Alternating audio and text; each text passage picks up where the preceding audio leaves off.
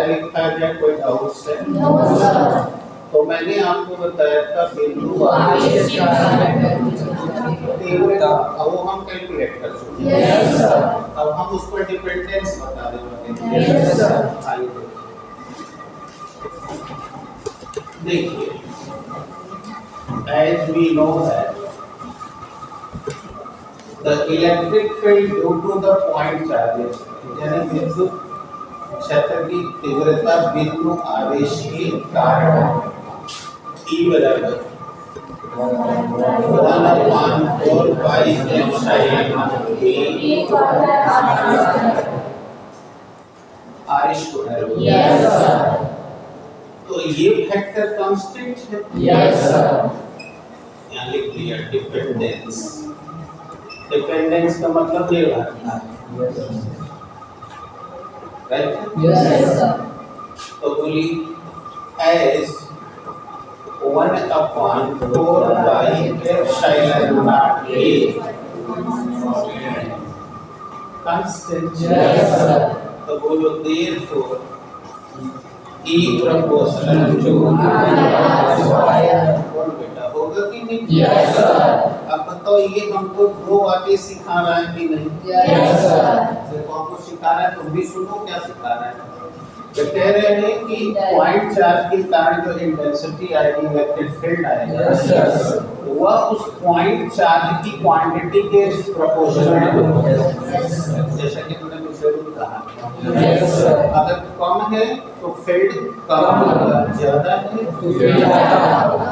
जैसा कि हमने पिछले दिनों में देखा था, 220 है, 11,000 है, 25,000 है, 1,33,000 है। सबने देखा कहाँ बाउंड्री लगी हुई है? Yes sir.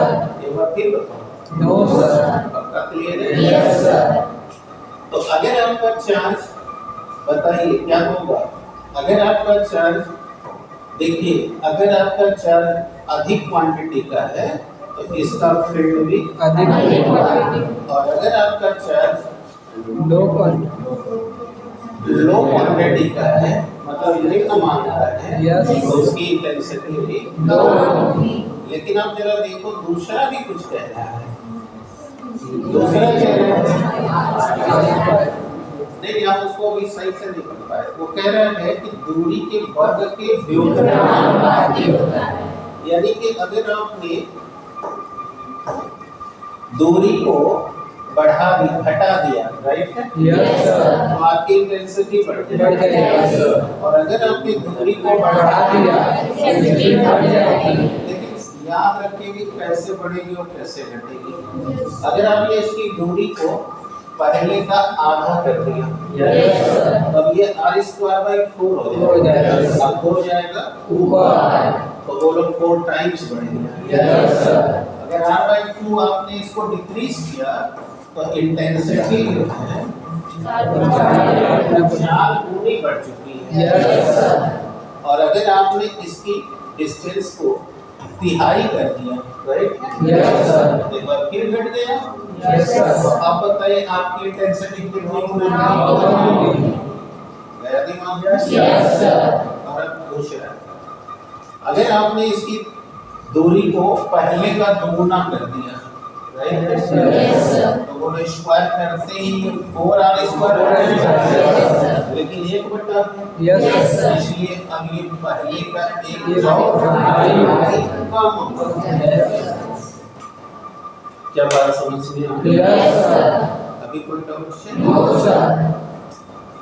तो पॉइंट चार्ज के कारण जो इलेक्ट्रिक फील्ड है वो इन दो बात पर डिपेंड करता है। कैसे करता है? मैंने कुछ मैथमेटिकल आपके सामने कैलकुलेशन दे दी। Yes sir. अब कोई प्रॉब्लम? No sir. जल्दी करिए।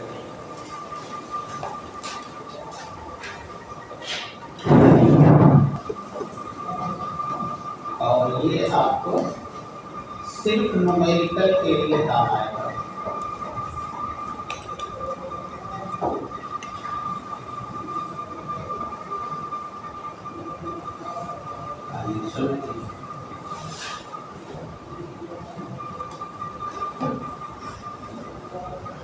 अब आपको याद होगा पिछले दिन का लेक्चर कि हमें बताया गया था कि इलेक्ट्रिक फील्ड एक वेक्टर क्वांटिटी है। Yes sir. और अभी अभी हमको सिखाया गया कि इलेक्ट्रिक फील्ड चार्ज के प्रोपोर्शनल टू है और डिस्टेंस के इनवर्सली प्रोपोर्शनल है और भी रूट वैल्यू यानी स्क्वायर वैल्यू। Yes sir. कोई प्रॉब्लम? No sir. तो अगर किसी भी पॉइंट पे हमको चार्ज फील्ड निकालना है यानी आवेश के कारण विद्युत क्षेत्र की तीव्रता निकालनी है तो बेटा हमको केवल उसका चार्ज की क्वांटिटी पता रहे यस सर। और हमको ये पता हो कि हम कितना दूरी पे निकालना चाहते हैं। Yes sir. तो हम बताओ उठा कि इस फार्मूले में पुटअप कर दे बात बन जाएगी। Yes sir. जैसे जैसे छोटा सा डेमो देख लो। जैसे यहाँ देखो एक प्लस क्यू कूलम का एक पॉइंट चार्ज है यस सर। जिसका वैल्यू है 2 माइक्रो कूलम यस यस। और इसका वैल्यू यहाँ से 2 मीटर की दूरी पर पॉइंट पी तक है। Yes sir. तो अब हमसे कह दिया बताओ इस पॉइंट पर इसके वैल्यू क्षेत्र की तीव्रता क्या है। तो अब आप अच्छे से सुनना बेटा, नहीं आए खड़े होकर डिस्कस करो। देखो मैं आपको एक छोटा सा एग्जाम्पल दे रहा हूँ।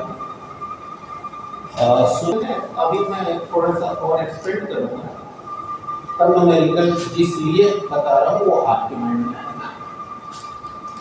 तो बोलो ये एक पॉइंट चार्ज के कारण पूछा गया था। Yes sir. तो अब हमें क्या करना है? अब हमको पता ही है कि हमको क्यू दिया हुआ यस सर। और इतना दूरी पे तो आर दिया हुआ यस सर। अब वो इस फार्मूले में रख देंगे। Yes sir. तो इतना माने हो गया 9। अब आप देख रहे होंगे मैंने थीटा वैल्यू पर कोई चर्चा नहीं की क्योंकि सब हवा में बात हो रही है। Yes sir. अगर दूसरा माध्यम होता तो कहता यस सर। तब हम लोग खाली इतने करना ही रखते। Yes sir. वो दे रहा होता वो यहाँ यस सर। इस पर चर्चा होगी इसलिए मैं डिस्कस करूँगा अब उस पर नहीं बात करूँगा। अब बोलिए क्यू का वैल्यू है 2 माइक्रो कूलम और -6 अब 2 मीटर बोला स्क्वायर कर। Yes sir. 4.5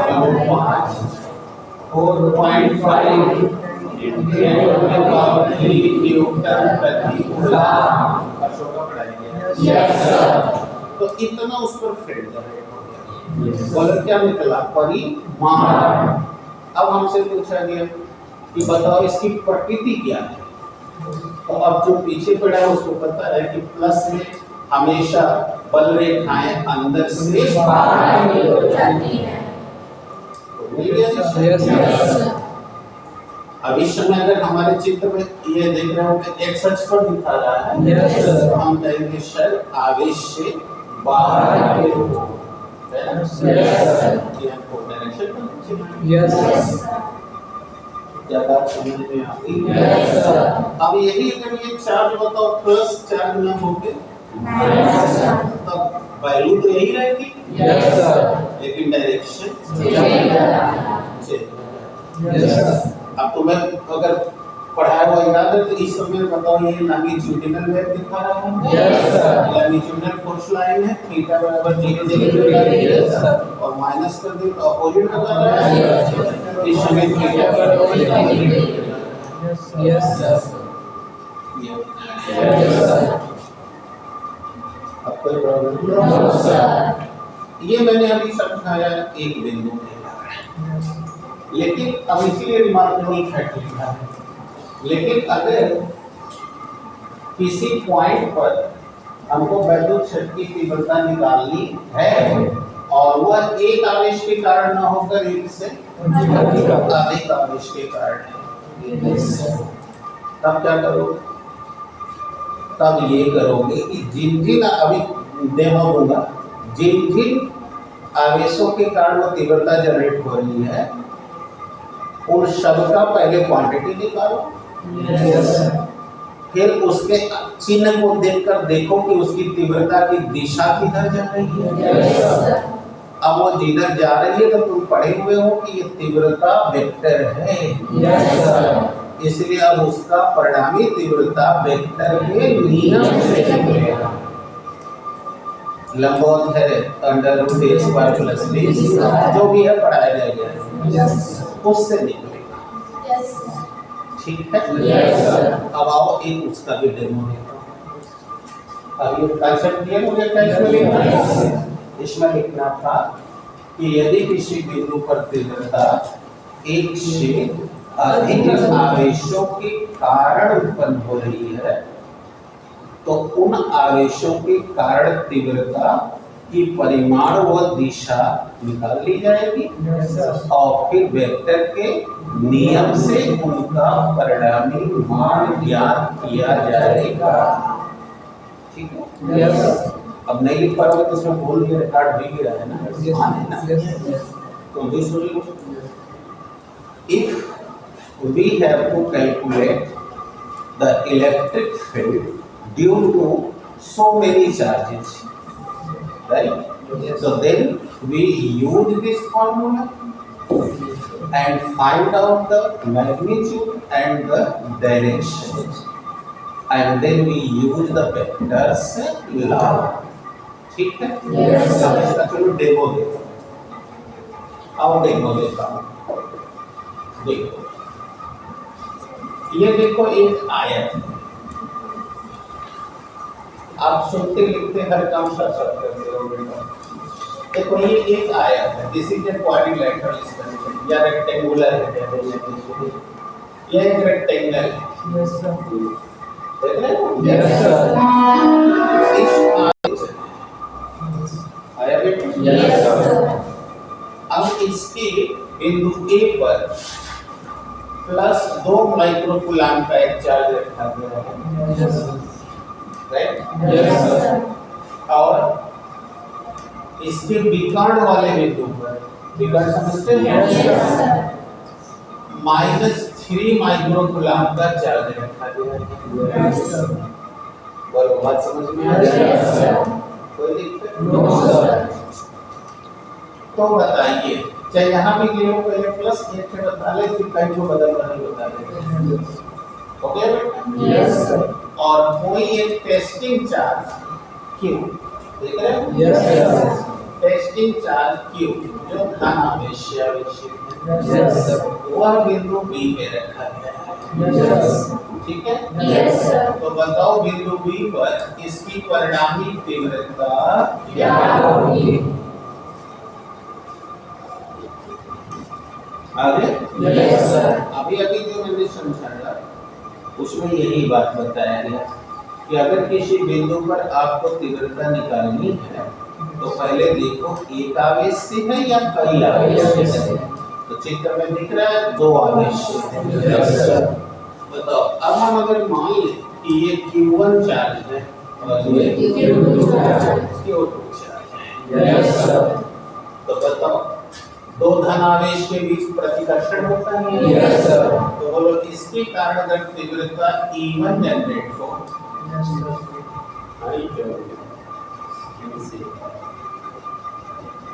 चलेगा?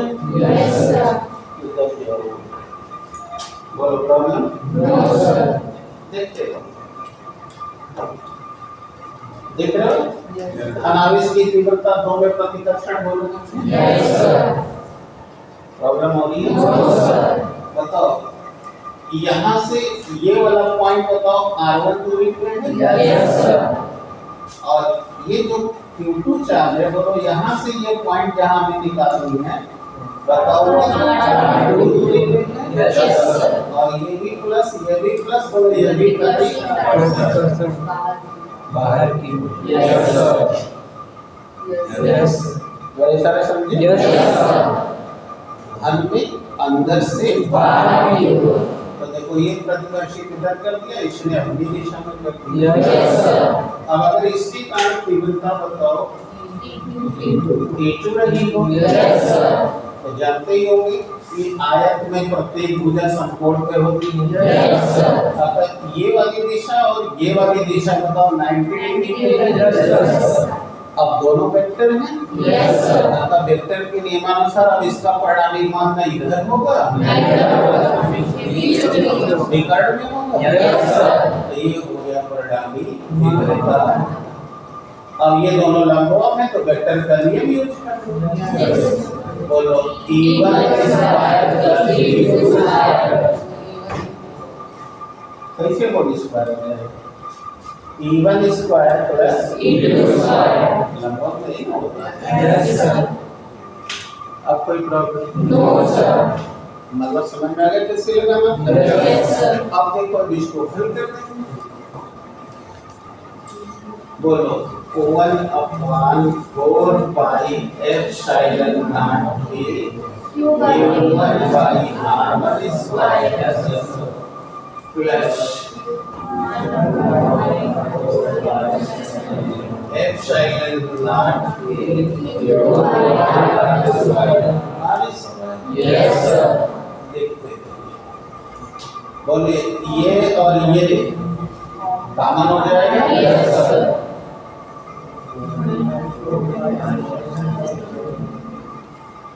बोलो Q1 ये और ये बच जाएगा। Yes, sir. 2 गुणे 10 टू द पावर -6 बोलो 4 लिखते हैं। Yes, sir. परेशानी तो नहीं आ रही? No, sir. कितने लोग समझ रहे हैं क्या बता रहा हूं? पक्का पकड़ में आ रहा है? Yes, sir. अब बोलो प्लस बोलो ये भी वही है। Yes, sir. 3 into 10 to the power -6 clear हो गया? Yes, sir. बोलो ये हो गया 9 into 10 to the power -9। Any problem? No, sir.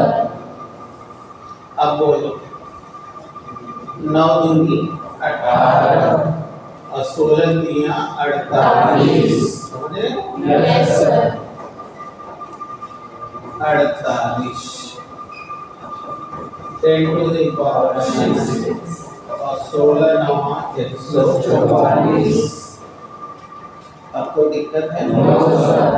आगे नहीं कहूँ कि क्लियर हो गया? क्लियर हो Yes, गया? sir. अब इनको जोड़ोगे 144 भाग में कोई गुणा करके वर्गमूल ले लोगे बताओ उतनी घटा आ जाएगी। Yes, sir. क्या ये भी नहीं आ रहा? आ रहा है? Yes, sir. अब चलो अब मान लो यही सवाल थी, ठीक है? Yes. अब तीसरा आवेश भी आ गया। अभी तक 2 आवेश कर लिए। Yes, sir. अब तीसरा भी आवेश यहाँ आ गया जो 4 माइक्रोकूलम का है। Yes, sir. और वो कितना है? Plus. और अब हमने मान लिया क्यों? अब बताओ इस आवेश से यह बिंदु कितनी दूरी पर है? बताओ dv दूरी पे है। Yes, sir. अब ये दूरी हमने कितनी मान ली? समझ आ रहा? Yes, sir. इसी को बताने के लिए मैं कैलकुलेशन से समय भागा रहा हूँ अपने आप को। ये सब नहीं आएगा तो करके बताऊँ कितने लोगों को आता है? हम जानते हैं इसमें 10 लोग ऐसे जिनको ना पहाड़ा से उतरता है तो वो काम मेरा नहीं है। कोई डाउट से? No, sir. अब सीखो थोड़ा मैं जो सच्चाई होता है वो बोल देता हूँ क्योंकि मेरा काम यही है सही बताना ताकि पढ़ने वाला अभी भी चाहे पढ़ ले। देखो अब तीसरा जो चार्ज हमने Q3 रखा है वो भी +4 माइक्रोकूलम का है जो इस पॉइंट से R3 दूरी पे है। Yes, sir. अब तुम सब बच्चे चालाक हो कि ये तो दूरी दिया नहीं है Yes, sir. तो तुम सब समझ गए होंगे कि यहाँ पाइथागोरस के प्रमेय है। Yes, sir. बताओ ये 4 तो ये भी 4 ये 3 है। अब भाई बताओ समकोण त्रिभुज बन गया कि नहीं? Yes, sir. तो ये 3 ये 4 तो बोलो ये 8 निकल गई। Yes, sir. कर्ण का वर्ग बराबर लंब का वर्ग प्लस 8। कोई डाउट है? No, sir. हाँ बोलो आदित्य पूछना चाहिए। अब बताओ अब इसके कारण तीव्रता लेंगे। Yes, sir. तो अब तुम बताओ अगर इस Q3 के कारण तीव्रता लो तो देखो ये भी प्लस प्रतिकर्षित करेगा। Yes, sir. बोलो अब इसकी भी तीव्रता इधर ही जाएगी ना। Yes, sir. तो ये मान लिया कितनी होगी। T3. अब बोलो इसको भी इसी सूत्र से गणना करेंगे। Yes, sir. इसके जगह लिख देंगे 9 × 10 to the power 9। बोलो यहाँ लिख देंगे 4 × 10 के घात -6 और अब यहाँ से यहाँ की दूरी 5 है। Yes, sir. तो हो गया 5 का वर्ग 25। Problem No, sir. बोलो 9 × 10 to the power 9 और × 10 6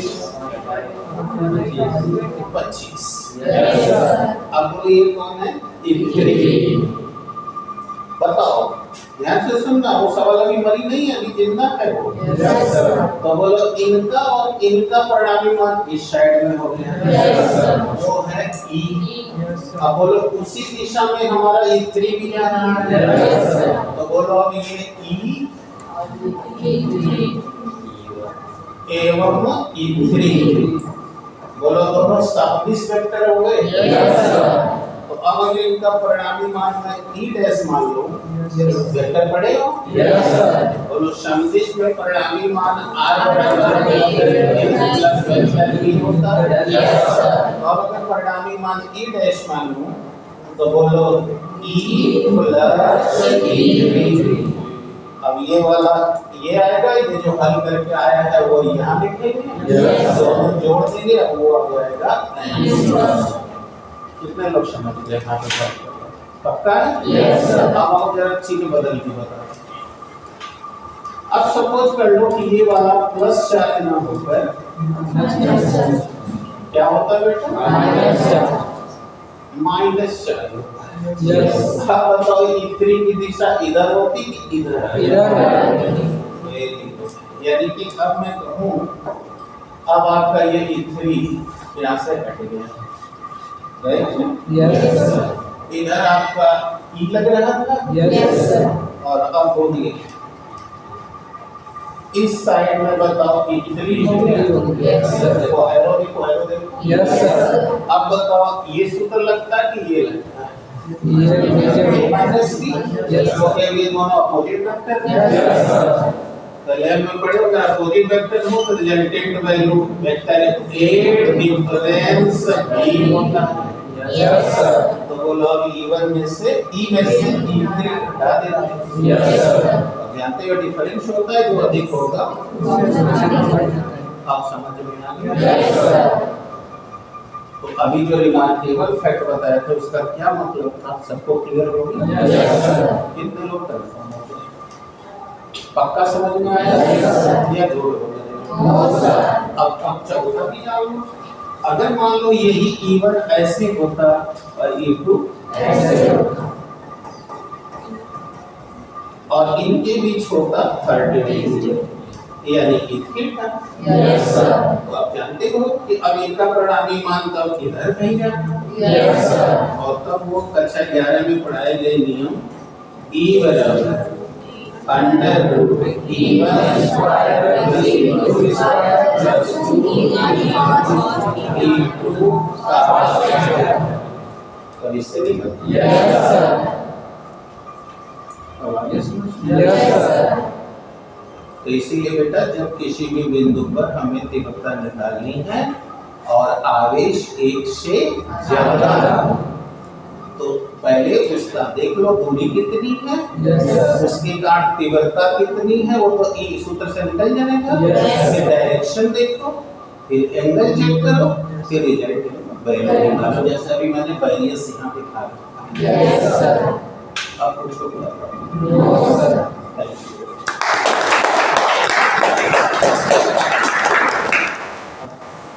करना हो तो करो, मैं बात करूँगी। समझना ही है। तीनों आवेश को एक साथ लाकर एक सिस्टम क्रिएट करने जा रहे हैं जिसका नाम होगा इलेक्ट्रिक डाइपोल।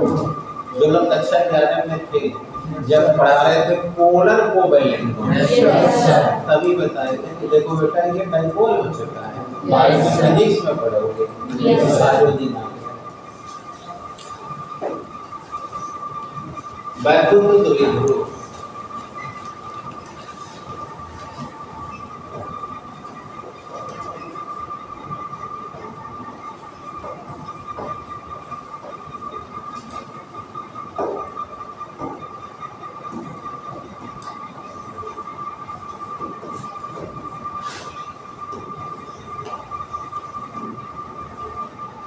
Electric dipole. चलिए सुनना, बड़े मजेदार है। अब इसमें कुछ डिबेट करना दिमाग में आएगा तो डिबेट करना तुम लोग और सीखो क्या करते हैं। द्विध्रुव किससे कहते हैं? हिंदी में देखो बोल रहा हूँ, वैक्यूम द्विध्रुव देख रहे हो? Yes, sir. क्या होता है द्विध्रुव? पकड़ो, परिमाण में समान।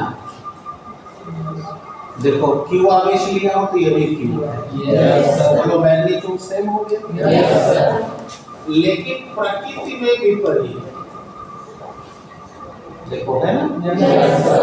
अब तुम्हें अगर पोलर बॉन्ड याद है तो ऐसा ही पढ़ेगा कि हम Yes, sir. दो असमान तत्वों में साझेदारी से बने हुए बंधन को हम ध्रुवीय सहसंयोजी बनाते हैं। अब उन दोनों का ग्रुप अलग होने से उसमें एक दूसरे की तुलना में एक विद्युत धनी और विद्युत ऋणी होता है, जिसे हम सिग्मा पॉजिटिव और सिग्मा नेगेटिव तो इलेक्ट्रॉन लोग डोनेट या गेन करने से नहीं है। तो ये वहां पढ़े थे बस ऐसे बोल दिया। जो बात मान करके 1 घंटा पढ़ रहा है या तो याद रख रहा है उसका कोई दिक्कत नहीं है, और उसी के लिए हम लोग बात कर रहे हैं। पकड़ो, देखो हमने परिमाण में समान और प्रकृति में विपरीत देख रहे हो। Yes, sir. तो आवेश को हमने एक दूसरे के पास रख दिया। Yes, sir. अब आप समझ गए होंगे कि रखोगे आप तो कूलाम के नियम से तो बल लगना ही लगना है। Yes, sir. और ये दोनों विपरीत है, खटाक से खींच लेंगे। Yes, sir. खींचते ही वो लोग सट जाएंगे, Yes, sir. खत्म, न्यूट्रल हो जाएंगे। Yes, sir. तो हमको ऐसा नहीं होने देना है। अब बताओ जब ये खींचे तो इनको आने दो और अल्पतम दूरी पर आने पर इन्हें रोक लो। Yes, sir. जैसे ये देखो 2 को वायर जा रहा है ना, इसमें देखो ये 2 को वायर जा रहा है कि नहीं? Yes, sir. तो एक में प्लस है एक में Minus. लेकिन देखो उसमें हमने इंसुलेटर यानी परावैद्युत पदार्थ डाल करके दोनों को एकदम पास में रखा हुआ है, सट में। Yes, sir. इसका मतलब कोई जुगाड़ बनाना पड़ेगा। Yes, sir. इसीलिए मैंने कहा डिबेट करना हो तो कर लेना। तो बताओ हम इन दोनों को जैसे ही फ्री करेंगे ये खट से खींच लेगा Yes. और हमको इनको सटने नहीं देना। तो कोई तो सिस्टम क्रिएट करना पड़ेगा Yes, sir. जो इसको सटने। ना दे। तो हमने इनको एकदम अल्प दूरी पे ला के रख दिया। अब जाएगा उसमें कुछ हमने जुगाड़ बना दिया होगा। Yes, sir. अब मान लिया कि यहाँ से लेके यहाँ तक के बीच की जो अल्पतम दूरी है वो 2 Yes, sir. याद रखना 2L संकेत है, Yes. 2 अलग यल अलग नहीं है। जैसे। अच्छा अभी 11 में वो वहाँ नहीं बताया गया था, प्रकाश वाली घटना यहाँ होगी, व्यतिकरण में खाली पढ़ाया गया था। Yes, sir. खाली व्यतिकरण पढ़ाया Yes. चले। Yes. हाँ नहीं बताया गया था। स्लिट के बीच की दूरी 2D Yes. जब फ्रिंज बन रहे थे, दीप्त Yes. प्रकाश अदीप्त प्रकाश याद है ना? Yes, sir. ये का प्रयोग ना बताया। तो देखो यहाँ से लेके यहाँ के बीच की अल्पतम दूरी हमने कितनी ले ली? और हमने कहा कि जुगाड़ से ये चित्र में दूर रखा गया इसलिए कि आपको समझाया जा सके। Yes, sir. लेकिन आप कल्पना कर लें जैसे आपके बाल एकदम करीब एक दूसरे से हैं और हम इसको डिटेक्ट नहीं कर पा रहे हैं। Yes, sir. 11 में आपको बताए थे 12 के साथ में Yes, कि sir. जब 2 mm से कम डिस्टेंस पे हो या दर्शन कोण 1/7 से कम हो तो नहीं उसे डिटेक्ट नहीं कर पाते। नहीं कर पाते। तो ये बहुत क्लोज है। तो अब तो हमने ये अल्पतम दूरी पे इनको रख दिया। Yes, sir. अब मैंने इसका नाम रख दिया A, इसका नाम B। अब ये दोनों मिल के बन गए इलेक्ट्रिक डाइपोल। अब हम इनको डिफाइन कर दें। Yes, sir. कि वैद्युत द्विध्रुव क्या है, तो हम दो तरह से बोलेंगे, तुमको जो अच्छा लगेगा उठा लेना। परिमाण में समान, प्रकृति में विपरीत, दो आवेशों से मिलकर बने हुए निकाय को, निकाय माने सिस्टम, बने हुए निकाय को वैद्युत द्विध्रुव। ये था पहली डेफिनेशन, सुनाई दिया? एक बार फिर से सुनो। देखो ये परिमाण में समान है, प्रकृति में और एक दूसरे से अलग रखे हैं वो जुगाड़ से रखे कि सच में जुगाड़ का नाम सिस्टम है, ठीक है। तो परिमाण में समान, प्रकृति में विपरीत, दो आवेशों को एक दूसरे से कम दूरी पर रखने से बने हुए निकाय को वैद्युत द्विध्रुव कहते हैं। सबको समझ में आ गया? बताओ कैसे बताओगे?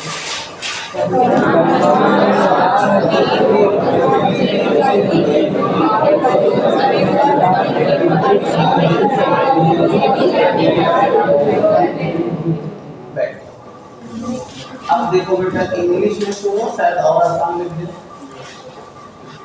Electric dipole is a Devarichar system which is consisted by two equal and opposite charges by keeping them at least distances। ठीक है?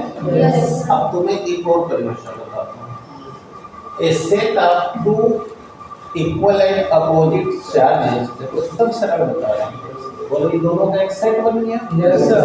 A set of two equal and opposite charges kept apart of each other is called electric dipole। दो परिमाण में समान और प्रकृति में विपरीत आवेशों से बना हुआ वह निकाय जो अल्पतम दूरी पर हो उसे वैद्युत द्विध्रुव कहते हैं। आगे हम Yes sir। कोई डाउट्स? No sir। अब हम जब भी कोई द्विध्रुव नाम लेंगे, जैसे अभी नाम ले रहा हूँ, तो ए वाले सिरे का नाम ए रख दूं, उसका नाम बी रख दूं, तो आप कहोगे सर ए भी एक डाइपोल है। Yes sir। अब जैसे अगर मैं कहूँ कि बेटा पी क्यू एक डाइपोल है, Yes sir। तो जैसे ही मैंने पी क्यू डाइपोल कहा, आपके दिमाग में फट से आ गया कि एक पर प्लस क्यू रहेगा, एक पर माइनस क्यू रहेगा और इनके बीच में Yes sir। क्या समझ आ गई? Yes sir। कोई परेशानी? No sir। अब जैसे देखो, एक हमने आयत बना लिया, देख रहे हो बेटा? Yes sir। इसका नाम रख दिया ABC और यहाँ हमने +2 माइक्रोकूलम का चार्ज रखा है, यहाँ -2 माइक्रोकूलम का चार्ज रखा है, -3। अब तुम बताओ इस पे डाइपोल कहीं बन रहा है या नहीं बन रहा? जिस पर हाथ उठता है, इसमें कहीं डाइपोल फॉर्म हो रहा है या नहीं? अर्पिता एसी बन रहा है, ये देखो, ये पहला डाइपोल फॉर्म हो गया। Yes sir। ये नहीं है डाइपोल। कैसे मान पकड़ में आ गया? Yes sir। देखो प्रकृति में समान, परिमाण में समान और प्रकृति में विपरीत, ये एसी एक डाइपोल फॉर्म है। Yes sir। ये बढ़िया बेटा, क्लियर हो गया? Yes sir। आप बताओ क्या और कोई को डाइपोल फॉर्म है? Yes sir। आप बताओ तो मोहित सत्यम, हाँ कौन बन रहा है? ये +3 है, ये -3। कंफर्म हो गया? Yes sir। अब कोई परेशानी? No sir। अब जाहिर है कि अगर इनका हमको डिस्टेंस निकालना होगा तो ये और ये पता रहेगा, तो बताओ पाइथागोरस के प्रमेय से निकाल लेंगे। Yes sir। और आयत के भी बड़े समान होते हैं। Yes sir। तो जितना ये आएगा उतना ये है। आ गया बेटा? Yes sir. परिभाषा पूरी। परिमाण में समान और प्रकृति में विपरीत।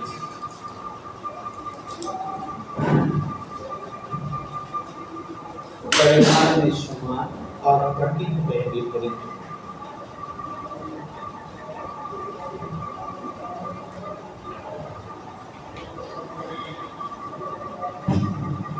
दो आवेशों को एक दूसरे से अल्पतम दूरी पर रखने पर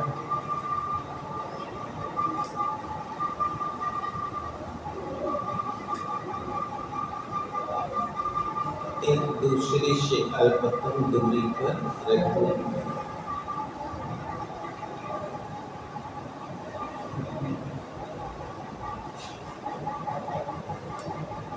दूरी पर रखने पर बने हुए निकाय को बंधक द्विध्रुव कहते हैं। सामने देखो, ऊपर में मैंने एवीएन डाइपोल बना रखा है, तो मैं बनाऊंगा। इस हो गया ना?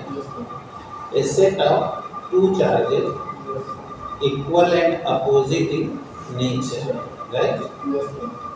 Yet at least distance from each other. This is called electric light. बोल बेटा, कोई डाउट्स तो नहीं आ रहा है? आप बताओ इसमें कौन क्या क्या बेटा यहाँ लिख सकते हो? Where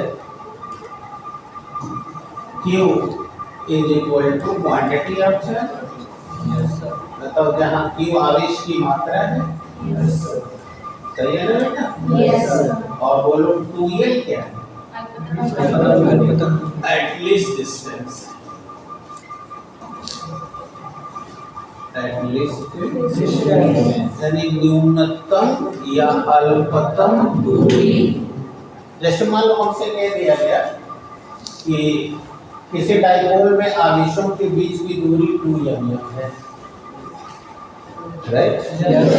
तो बोलो ये किसका वैल्यू दे रहा है? 2l, क्योंकि 2l पूरा संकेत है। ये नहीं कि दो अलग कर दें और ये वैल्यू l का यहाँ रख दें, तो गलत हो जाएगा। आगे आपको समझ में आया? अब कोई परेशानी? कितने लोग शेयर हो गए बेटा? पक्का? अब जैसे मैं अगर यहाँ कह दूँ कि एलियन एक डाइपोल है, तो जैसे अभी वहाँ समझा रहे थे, तो आप फटाक से इनको ऐसे घेर लेंगे और इसका नाम एमएन हो गया। अब यहाँ पर लिख देंगे प्लस माइनस और अभी टाइप हो जाएगा। पूछिए बेटा, क्या दिक्कत है? पक्का? अब हम थोड़ा डाइपोल के बारे में कुछ खास बातें बता दें जिसकी सहायता से इसको पढ़ना होगा। चलिए बात करें। आइए, अगर मैंने यहाँ रखा है लॉन्ग है ना बेटा? ऐसा बोल रहे here I have taken a PQ dipole, right? So one end plus Q charge will be stay there, and another end minus Q charge will be there, and distance between both is the 2. तो ऐसा तो होना ही है। कोई doubts? समझे में क्या बोल रहे हैं? अब हम आपको वैद्युत बल रेखाओं में लेके जा रहे हैं। अब आप जानते हो, या अभी वाले का थोड़ा सा कॉन्सेप्ट उठाने पकड़ो। बताओ, हमें बताया गया कि पॉइंट चार्ज की कारण जो तीव्रता होती है वह आवेश के समानुपाती होती है। तो देखिए, यहाँ और यहाँ दोनों जगह आवेश समान चल रहा है। पक्का? अब देखो, अगर यहाँ से हम और यहाँ से दोनों के ठीक बीचों बीच आ जाए, कहाँ आ जाए? तो ये जो बीचों बीच पॉइंट होगा, उस पॉइंट को हम लोग बोलेंगे नल पॉइंट। क्या बोलेंगे? नल पॉइंट बोले तो ऐसा क्यों? ऐसा इसलिए क्योंकि जितनी तीव्रता से किसी भी चार्ज को ये अपनी ओर खींचेगा उतनी ही तीव्रता से ये भी अपनी ओर खींचेगा। बात बैठ रही है? अतः दोनों तरफ अगर बल बराबर और विपरीत तो बताओ इनका रिजल्टेंट वैल्यू अर्थात किसी भी डाइपोल का जो बीचों बीच बिंदु होगा नल पॉइंट वहां हमें किसी विद्युत बल का कोई अनुभव नहीं होगा। तो जिस बिंदु पर हमें बल का अनुभव नहीं होगा क्षेत्र का अनुभव नहीं होगा वही पॉइंट कहलाएगा उसका नल पॉइंट। और वो कहाँ होगा?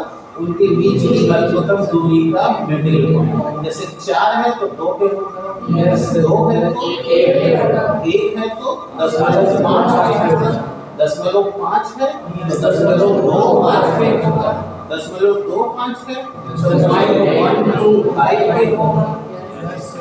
मतलब उसकी अल्पतम दूरी का आधा। क्या मुझे समझे?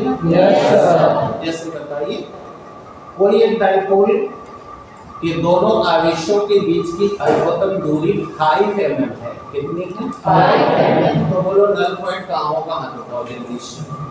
नल पॉइंट कहाँ होगा? करंट 2.5 यानी 5 का आधा कर लो। अब 5 का आधा जिसको नहीं आ रहा तो वहाँ क्यों करें क्योंकि उसको 2 का पहाड़ा नहीं आ रहा। तो ये तो उसकी व्यक्तिगत समस्या है, उसमें क्लियर हो गया? तो वो हो गया 2.5। आपको डाउट है? चलो अब एक सवाल और बताओ।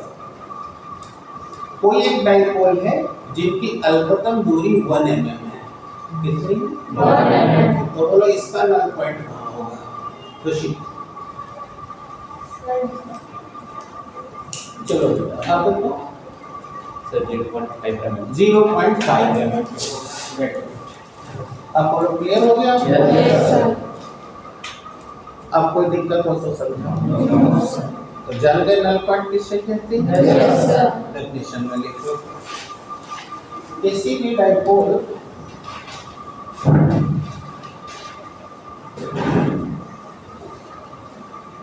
की अल्पतम दूरी का मध्य बिंदु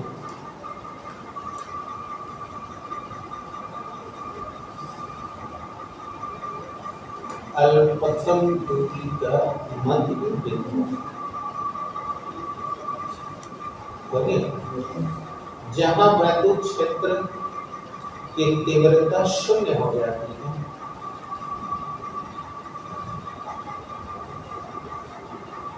वही उसका नल पॉइंट कहलाता है।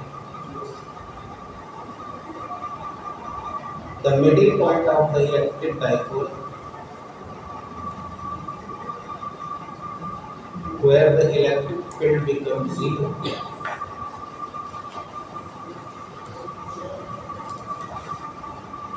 electric field becomes 0 is called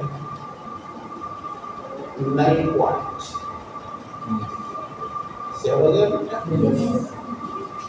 अब बताओ अगर वो नल पॉइंट है तो हम लोग यहाँ जान जाओ कि 2L क्यों मान के चल रहे थे। अब देखो यहाँ बोर्ड में देखो बताओ यहाँ से लेके यहाँ तक की दूरी 2L है। और आई बताओ अगर ये नल पॉइंट है इसका नाम मैं N रख दूं चाहे O रख दूं क्लियर? तो बोलो यहाँ से लेके यहाँ तक की दूरी कितना है? और यहाँ से लेके इसीलिए बेटा ये डिस्टेंस हम लोग 2L मान के चल रहे हैं। अगर हम L मानते हैं तो कोई प्रॉब्लम नहीं आ जाती, तब हमें L/2 लिखना पड़ता, फिर L/2 लिखना पड़ता। ठीक है? तो ध्यान तो वही रखना होगा कि L/2 का नल पॉइंट से डिस्टेंस है। आ गया समझ में? लेकिन हमने उस समस्या को खत्म कर दिया कि आप इसको कितना रखोगे 2L, और 2L संकेत है, 2L 2L अलग अलग नहीं है। आपका पकड़ में आ गया? Yes, sir. इसीलिए नल पॉइंट से प्रथम एंड के बीच की दूरी हो जाएगी L. और नल पॉइंट से द्वितीय एंड की भी दूरी हो जाएगी। L. क्या इतनी बात आ गई? Yes, sir. तो अब मुझे जरा समझा दो। अब मुझे पढ़ा के बता देना तुम। देखो हमने यहाँ पे Yes, sir. तो बताओ यहाँ पर मैं क्या लिखना चाहूँगा? Yes, sir. प्लस या माइनस कोई भी? Yes, sir.